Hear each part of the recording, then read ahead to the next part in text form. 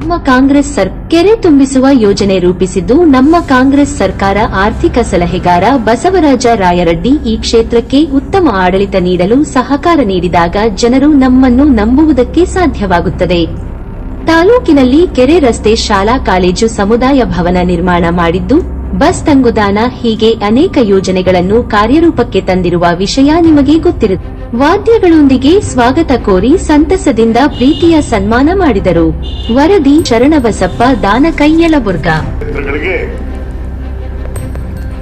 ಕಾಂಗ್ರೆಸ್ ಪಕ್ಷದ ಅಭ್ಯರ್ಥಿಗಳು ವಿಧಾನಸಭೆಗೆ ಆಯ್ಕೆಯಾದ ಅದರಲ್ಲಿ ನಾನು ಒಬ್ಬ. ನಮ್ಮ ಯಲಬುರ್ಗ ಮತ್ತು ಕುಕನೂರು ತಾಲೂಕಿನ ಜನರ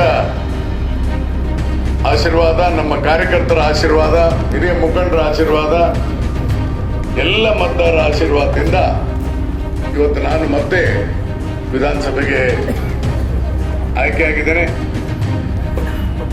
ಮುಖ್ಯಮಂತ್ರಿಗಳಾದ ಸನ್ಮಾನ್ ಸಿದ್ದರಾಮಯ್ಯನವರು ನನ್ನನ್ನು ಜೂನ್ ತಿಂಗಳಿನಲ್ಲೇ ಅಂದ್ರೆ ಮೇ 28 ನನ್ಗಿಂತ ಹೆಚ್ಚು ನೋವು ಅವ್ರಿಗಿತ್ತು. ನಾನು ಮಂತ್ರಿ ಆಗಿಲ್ಲ ಅಂತ ನೋವು ನನಗಿರ್ಲಿಲ್ಲ. ನನಗೆ ಪ್ರೀತಿ ವಿಶ್ವಾಸ ಮುಖ್ಯ, ಅಧಿಕಾರ ಅಲ್ಲ. ಅಧಿಕಾರ ಶಾಶ್ವತ ಅಲ್ಲ, ಪ್ರೀತಿ ವಿಶ್ವಾಸ ಶಾಶ್ವತ. ಅದಕ್ಕೆ ನನಗೇನು ನೋವು ಇರಲಿಲ್ಲ, ಆದ್ರೆ ಅವರಿಗೆ ಬಹಳ ನೋವಿತ್ತು. ನಾನು ನನ್ನ ಮಂತ್ರಿ ಮಾಡಲಿಲ್ಲ. ಕೊನೆಗೆ ನವೆಂಬರ್ ತಿಂಗಳಲ್ಲಿ ನಾನು ಕಳಿಸಿದ್ರು, ಪತ್ರಿಕೆಯಲ್ಲಿ ಓದಿರ್ತೀನಿ. ನಮ್ಮ ಪಕ್ಷದ ರಾಷ್ಟ್ರೀಯ ಪ್ರಧಾನ ಕಾರ್ಯದರ್ಶಿ ಸುಖವಾದ ಅವರು ಫೋನ್ ಮಾಡಿದ್ರು, ಬರಲೇಬೇಕು ಅಂತ. ಮುಖ್ಯಮಂತ್ರಿಗಳಿದ್ರು, ನಮ್ಮ ಕೆಪಿಸಿಸಿ ಅಧ್ಯಕ್ಷರಿದ್ರು, ಪ್ರೆಸಿಡೆಂಟ್ ಹೋಟೆಲ್ ಹೇಳಿದ್ರು, ಇಲ್ಲ ನೀವು ಪಕ್ಷ ನಿಮಗೆ ಒಂದು ಅಧಿಕಾರ ಕೊಡಬೇಕಂತ ತೀರ್ಮಾನ ಮಾಡಿದೆ, ನೀವು ಒಪ್ಲೇಬೇಕು ಅಂತ. ನಾನು ಹೇಳಿದೆ ಬೋರ್ಡ್ ಚೇರ್ಮನ್ ಬೇಡ ಅಂತ ಹೇಳಿ. ಬೋರ್ಡ್ ಚೇರ್ಮನ್ ಆಗೋದ್ರಿಂದ ವೈಯಕ್ತಿಕವಾಗಿ ಲಾಭಗಳನ್ನು ಮಾಡ್ಕೋಬಹುದು ಅಷ್ಟೇ, ಆದ್ರೆ ಜನ ಪರವಾದಂತ ಕೆಲಸ ಮಾಡಲಿಕ್ಕೆ ಸಾಧ್ಯ ಇಲ್ಲ. ಆ ಹಿನ್ನೆಲೆಯಲ್ಲಿ ನನಗೆ ಬೇಡ ಅಂತ ಹೇಳಿದೆ. ಮುಖ್ಯಮಂತ್ರಿಗಳು ಇಲ್ಲ ನೀವು ಒಪ್ಲೇಬೇಕಾದ್ರು. ಸುರ್ಜೇವಾಲ ಅವರು ಹೇಳಿದ್ರು, ನಿಮಗೆ ಆರ್ಥಿಕ ವಿಚಾರದಲ್ಲಿ ಬಹಳಷ್ಟು ತಿಳ್ಕೊಂಡಿದ್ರಿ, ಪಡೆದಿದ್ರಿ, ಅದಕ್ಕೆ ನೀವು ಮುಖ್ಯಮಂತ್ರಿಗಳ ಆರ್ಥಿಕ ಸಲಹೆಗಾರ ಅಂತ ಹೇಳಿ ಒಪ್ಪಿ ಅಂತ ಹೇಳಿ ಹೇಳಿದ್ರು. ಮತ್ತು ಮುಖ್ಯಮಂತ್ರಿಗಳು ನೀನು ಆಗ್ಬಿಡು, ಆಗಲೇಬೇಕು ಅಂತ ಹೇಳಿದ್ರು. ಆಯ್ತು, ಮುಖ್ಯಮಂತ್ರಿಗಳು ಆರ್ಥಿಕ ಸಲಹೆಗಾರನಾಗಿ ಮಾಡ್ತಾರೆ ಅಂತಂದ್ರೆ ಜನಪರವಾಗಿ ಕೆಲಸ ಮಾಡಲಿಕ್ಕೆ ಸಾಧ್ಯತೆಗಳ ಇದಾವೆ ಅಂತ ಹೇಳಿ ನಾನು ಒಪ್ಪಿಗೆ ಕೊಟ್ಟೆ. ಅದು ಡಿಸೆಂಬರ್ 3ನೇ ತಾರೀಕಿಗೆ ಅನೌನ್ಸ್ ಆಗಬೇಕಾಗಿತ್ತು. ಆದರೆ ಬಜೆಟ್ ಸೆಷನ್ ಪ್ರಾರಂಭ ಆಗೋದ್ರಿಂದ ಬಜೆಟ್ ಆದ್ಮೇಲೆ ಮಾಡಬೇಕು ಅಂತ ಹೇಳಿ ತೀರ್ಮಾನ ಮಾಡಿ ನಮ್ಮ ಪಕ್ಷದ ವರಿಷ್ಠರು, ಮುಖ್ಯಮಂತ್ರಿಗಳು ನನ್ನನ್ನ ಸಂಪುಟ ದರ್ಜೆಯ ಸ್ಥಾನಮಾನ ನೀಡಿ ಮುಖ್ಯಮಂತ್ರಿಗಳ ಆರ್ಥಿಕ ಸಲಹೆಗಾರನಾಗಿ ಮಾಡಿದ್ದಾರೆ. ಅದೇ ತರ ಹಿರಿಯ ಮುಖಂಡರಾದಂತ ಸನ್ಮಾನ್ಯ ಅರವಿಂದ್ ದೇಶಪಾಂಡೆ ಅವರು 9 ಸಲ ಆರಿಸಿ ಬಂದ ಕೆಪಿಸಿಸಿ ಅಧ್ಯಕ್ಷರಾಗಿದ್ದರು, ಹಲವಾರು ಸಾರಿ ಮಂತ್ರಿಗಳಾಗಿರುವಂತ ಹಿರಿಯ ನಾಯಕರು. ಅವ್ರಿಗೇನು ಮಾಡೋಕ್ಕಾಗಿಲ್ಲ ಅಂತ ಕೊರಗಿತ್ತವ್ರು. ಅದಕ್ಕೆ ಅವ್ರನ್ನ ಆಡಳಿತ ಸುಧಾರಣಾ ಸಮಿತಿಯ ಅಧ್ಯಕ್ಷರನ್ನಾಗಿ ಅವ್ರಿಗೂ ಕೂಡ ಸಂಪುಟ ದರ್ಜೆ ಸ್ಥಾನಮಾನ ಕೊಟ್ಟು ಅವ್ರಿಗೆ ಮಾಡಿದ್ರು. BR ಪಾಟೀಲ್ರು ಕೂಡ ಔಟ್ ಆಫ್ 130 2.5 TMC ಮಾತ್ರ ಅಷ್ಟು ಗಟ್ ಮಾತಾಡ್ತೀವಿ. ಅದು ದೊಡ್ಡದಾಗಿಬಿಟ್ಟಿದ್ರು. ಮಾತಾಡ್ಲಿಲ್ಲ, ಮಾತಾಡೋದನ್ನ ಸ್ವಾಗತಿಸ್ತೇವೆ, ಆದ್ರೆ ಮಾಡ್ಬೇಕಲ್ಲ.